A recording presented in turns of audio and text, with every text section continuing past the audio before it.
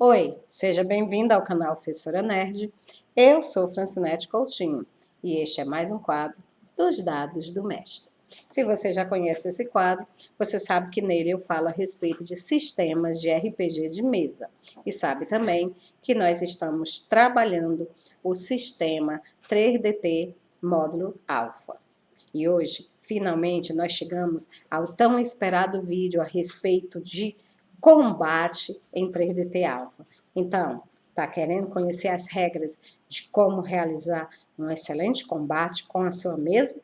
Fica aí que eu te ensino tudo depois da vinheta.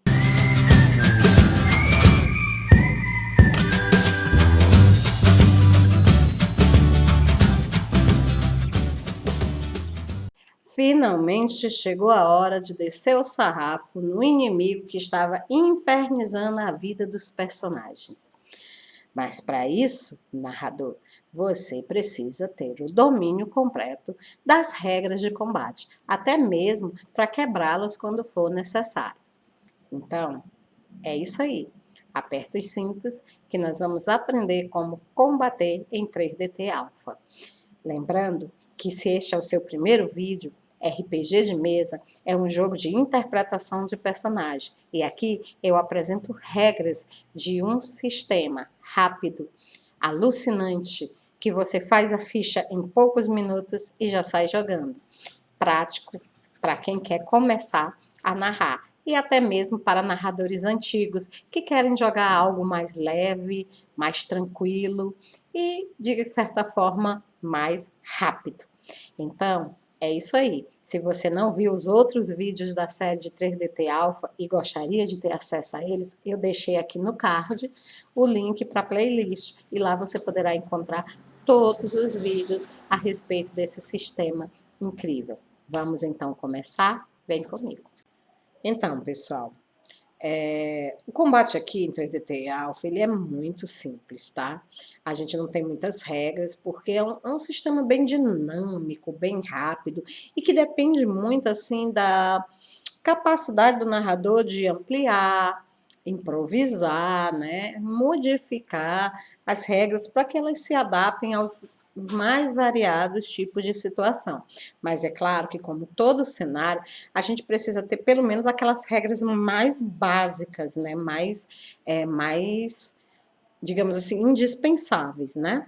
Então, são exatamente essas regras que constam do manual, né? E as quais nós vamos discutir hoje, falar a respeito delas passo a passo, para que você possa ter um domínio e aí tirar todas as dúvidas, né, daqueles que leram o manual e não compreenderam tudo, e também aqueles que não têm o manual, mas que estão acompanhando, né, e fazendo as suas próprias adaptações a partir daqui dos nossos encontros. Como todo sistema de RPG, ele é criado para simular a realidade, né? Então, os personagens, eles são transportados para um mundo fictício, normalmente um mundo de fantasia, né?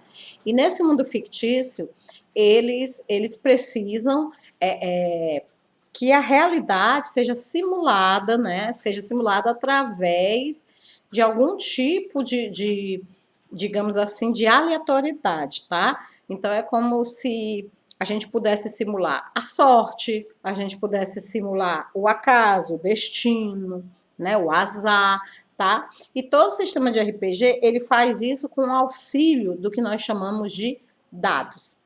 Os dados, exatamente, aqueles cubos, né, de 6 faces, né, numerados de 1 a 6, só que na maioria dos RPG, além do famoso cubozinho lá de 6 lados, a gente costuma jogar com outros tipos de dados. Esses dados, eles são chamados de dados especiais, né, ou multifacetados. E aí existe dados de 10 faces, dados de 20 faces, tá? Dados de 4, de 8, de 12.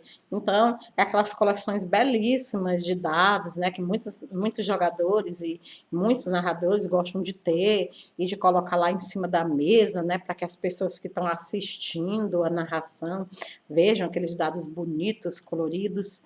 Mas em 3DT, a gente não costuma utilizar esse tipo de dado. Como ele é um sistema muito simples, rápido, né? Ele utiliza apenas os dados de 6 faces, né? Os dados tradicionais, os cubozinhos, tá? Com 6 lados. Aqui e acolá a gente utiliza um D4zinho, né? Para poder ajudar no cálculo dos danos, mas a maioria das vezes mesmo é o D6, tá bom?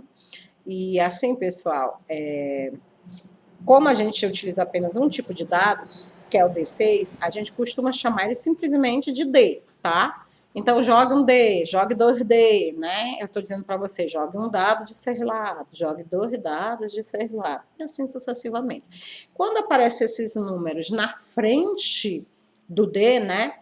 3D ou 3D6, 2D ou 2D6, esses números que eles aparecem na frente, eles representam a quantidade de dados que você vai jogar. Então, 3D ou 3D6 é uma jogada de 3 dados de 6 faces. Você joga os 3 dados e soma o resultado. Ou, se você preferir, você joga um dado e aí você multiplica por 3. Ambas as formas são válidas e é o narrador, né, normalmente quem determina, tá? E aí vai depender de se você tem muitos dados ou não à sua disposição, né? Para poder escolher qual das duas maneiras é melhor, tá ok? E a outra forma também de você normalmente representar é quando você pega, por exemplo, um número não antes do D, do dado, mas depois.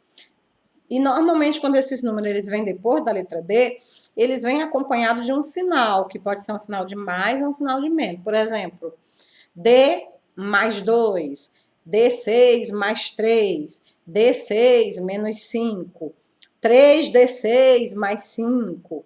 Quando esses números, né, vêm após a letra D e acompanhado com sinal de mais ou de menos, eles representam um bônus ou uma penalidade na jogada do teste. Então, se ele vem acompanhado da letra mais, é porque aquele resultado que vem, por exemplo, D mais 3, então aquele mais 3 é um bônus, tá certo? Você joga o D6, que é o D, aí vamos supor, ele tira 2 no dado, aí soma com mais 3 do bônus, o resultado dele é 5. Se ele vem com um valor negativo, aí você tem uma penalidade, por exemplo, 3D menos 1. Vamos supor que você joga os 3 dados e o resultado dá 12. Menos 1, 11. Esse é o valor do seu teste, tá bom? Mas preste muita atenção, tá? Muita atenção que a rolagem, ela nunca pode resultar num valor negativo, tá certo? Nunca pode dar menos de 1. Vamos supor que eu tenho como jogada de teste um D menos 2. Um D menos 2. Aí eu jogo o D e dá como resultado 1, que a gente chama de pio, né? Dá 1, pia, dado pia, pio.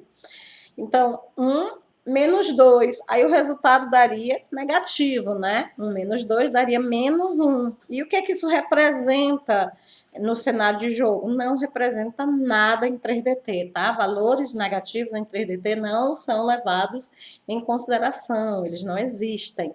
Então, qual foi realmente o valor daquela rolagem? Foi 1, tá? Sempre que o resultado é negativo, você volta ao resultado e considera como se aquela rolagem de dado tivesse dado como resultado 1. Essa é normalmente a regra geral. Mas é claro que o narrador ele pode optar também por pedir àquela pessoa que jogue novamente os dados.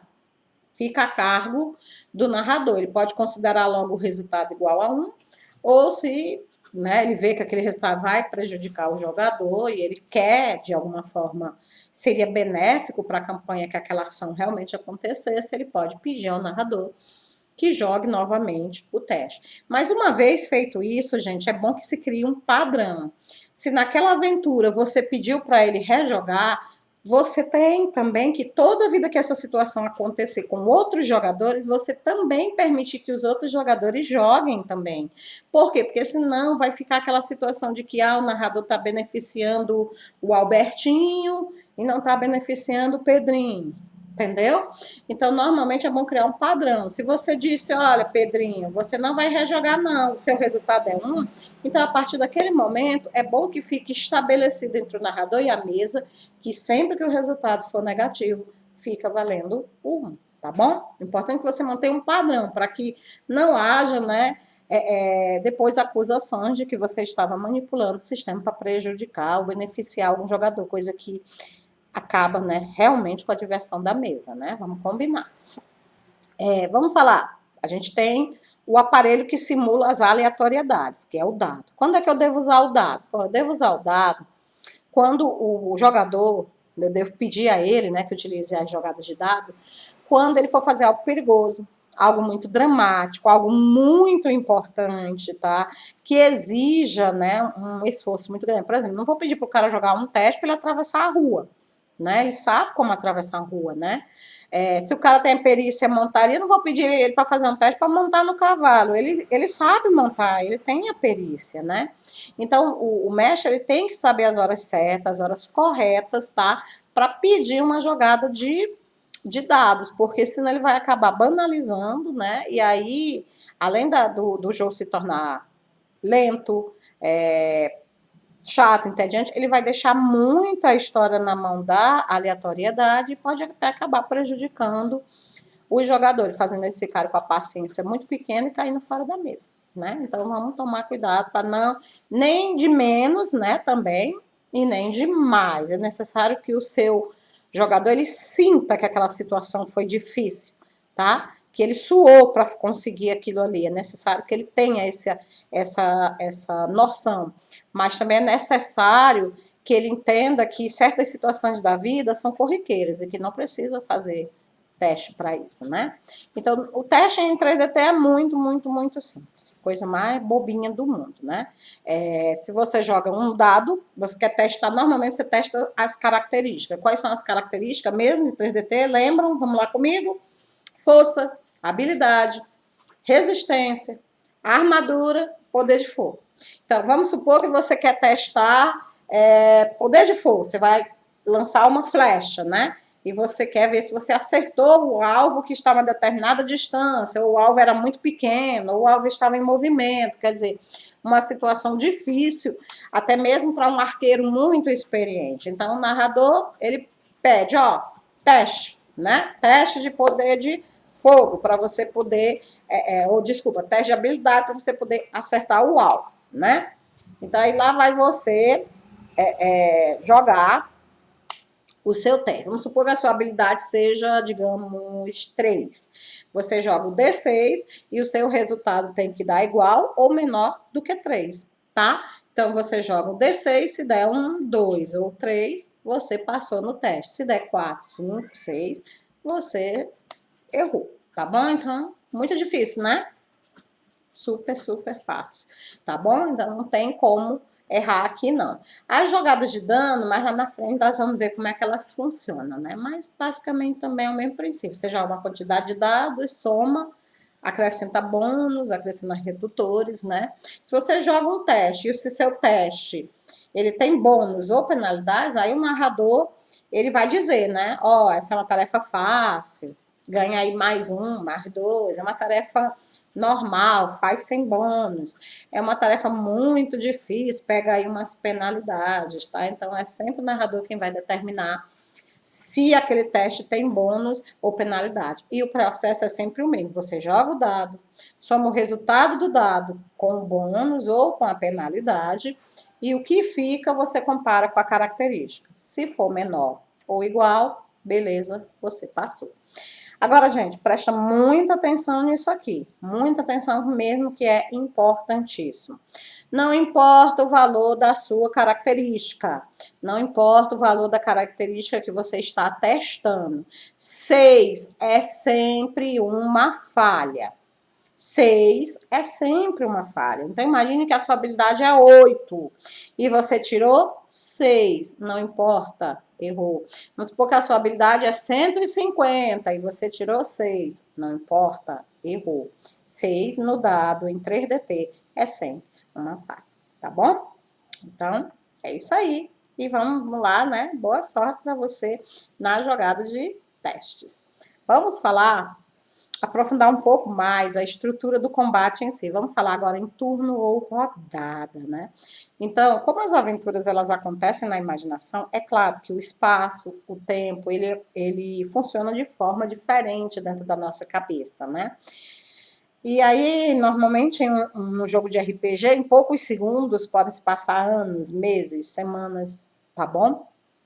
Então, também é necessário que a gente tenha uma nova forma de medir esse tempo, né? No sistema 3DT e em muitos outros sistemas, a gente chama essa medida de tempo de turno, né? Então, cada personagem, ele costuma ter o seu turno.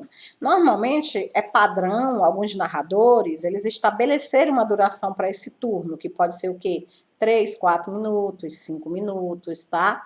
Mas normalmente, quando é um turno de combate, ele costuma durar apenas o tempo suficiente para o personagem dizer qual ação ele vai fazer, ou seja, em torno de 10 a 15 segundos, tá? Porque se você permitir no meio do combate turnos muito grandes, para eles ficarem conversando, aí realmente a luta vai se estender por eras, e o negócio vai começar a ficar entediante, o pessoal que está assistindo vai pegar no sono, e isso não é legal, tá bom? Então, muito cuidado ao medir a passagem do turno. Turno também pode ser chamado de rodada, algumas pessoas chamam de rodada.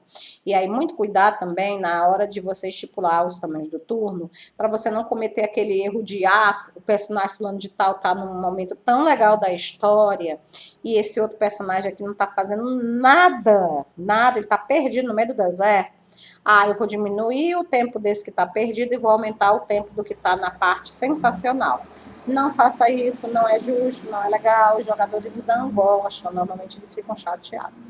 A não ser que os próprios jogadores estejam tão envolvidos que ele diga, não, narrador, continue, continue. Porque às vezes os próprios PCs, eles pedem para que a cena continue. Também não corra o risco de interromper uma conversa épica num momento crucial só porque o tempo acabou. Gente, bom senso, como tudo na vida.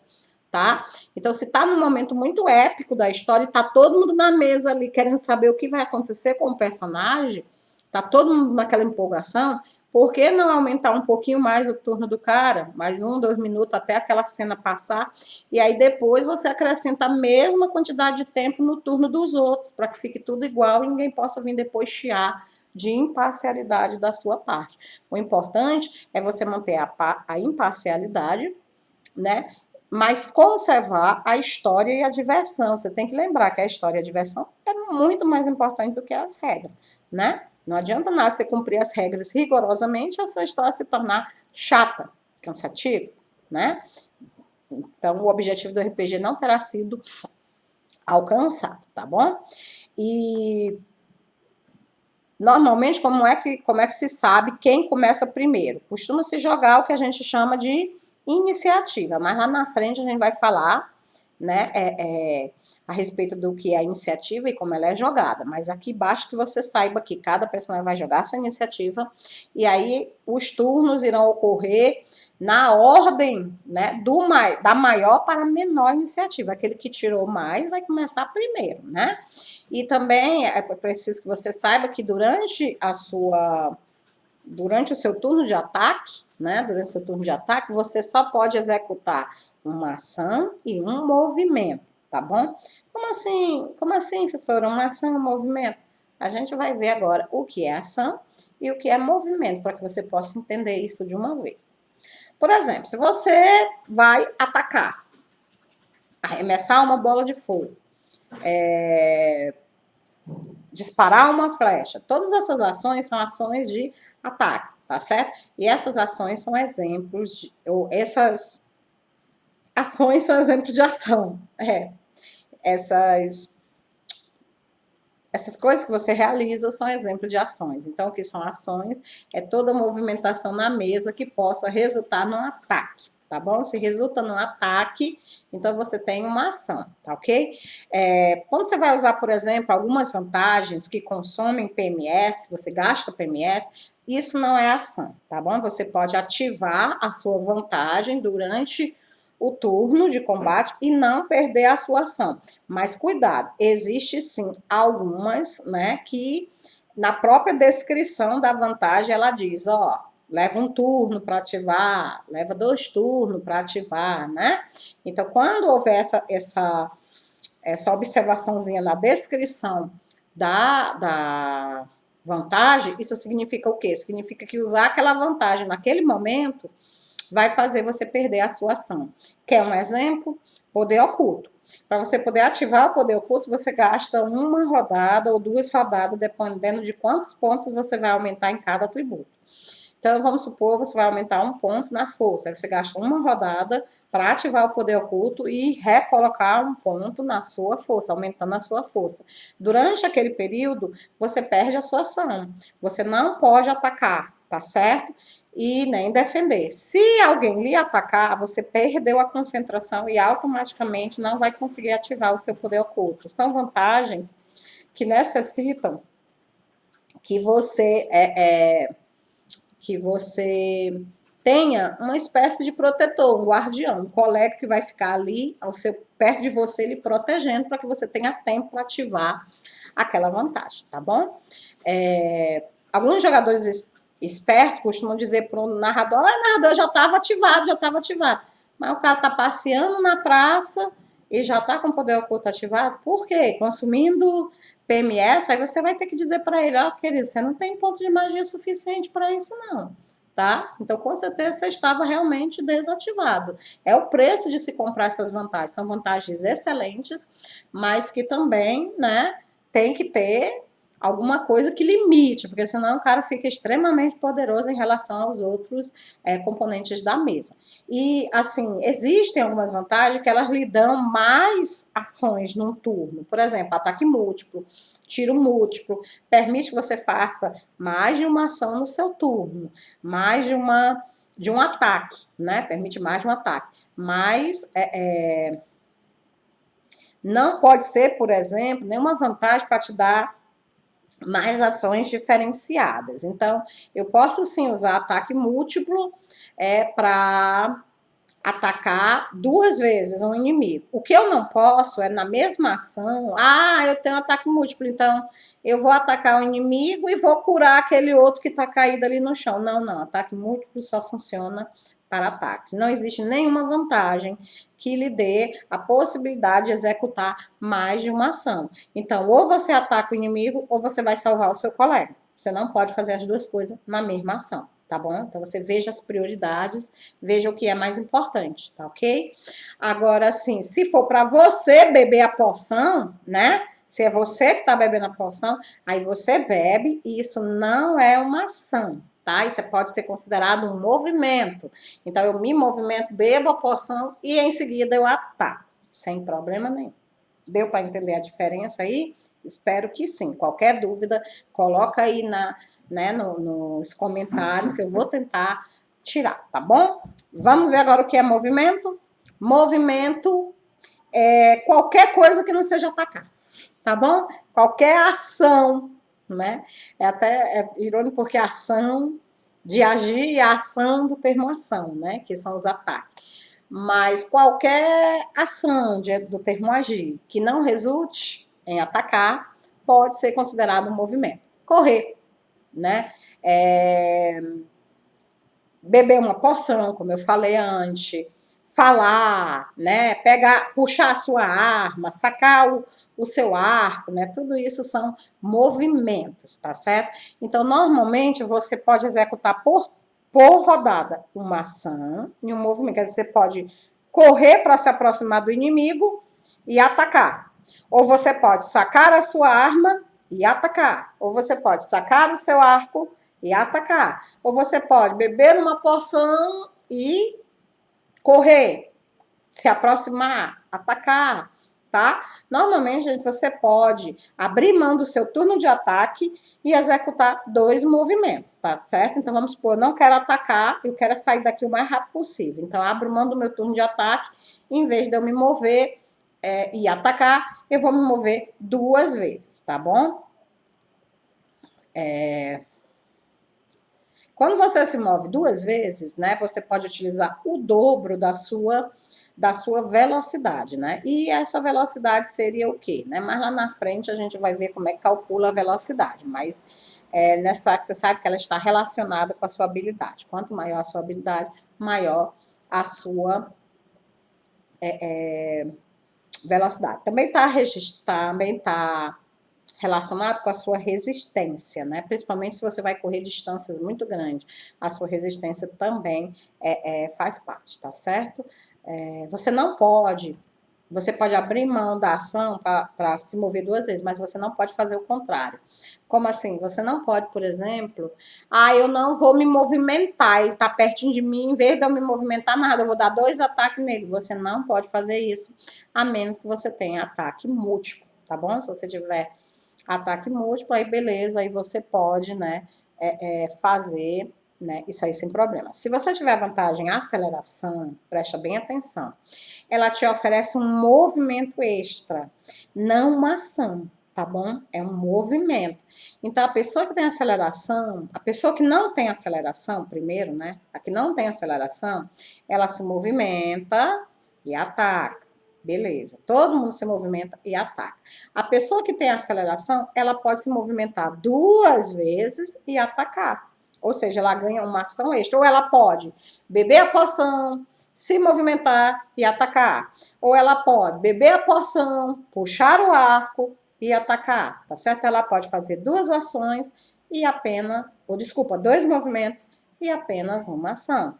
Agora, cuidado, cuidado.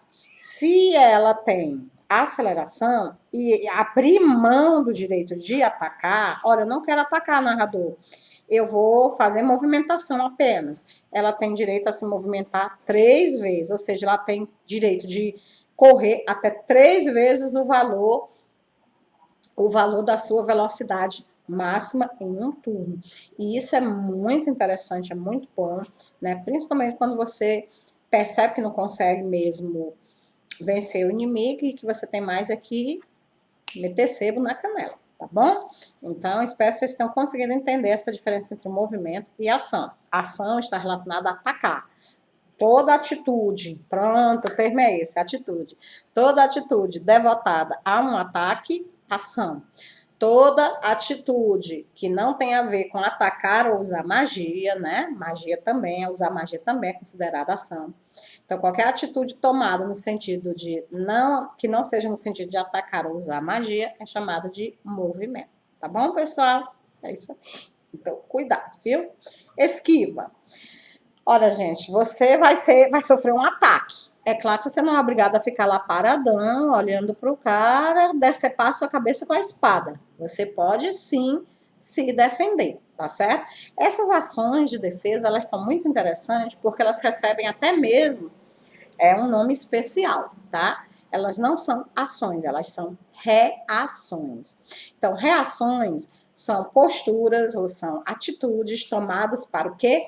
Tomadas para defender-se de um ataque, para evitar um ataque, né? Para bloquear um ataque.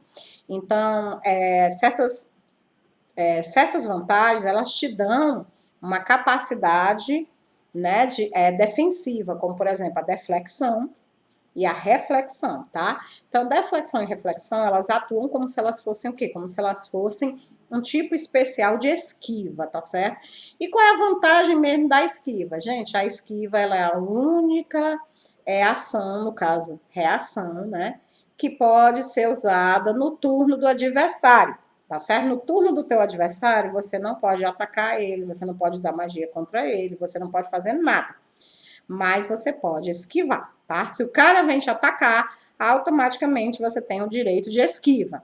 E se você tiver a vantagem de deflexão e reflexão, assim como a esquiva, você pode utilizá-las no turno do seu adversário. Você não precisa esperar o cara te atacar para só depois você esquivar, porque aí não faz sentido, né? Você já levou a pancada, esquivar para quê?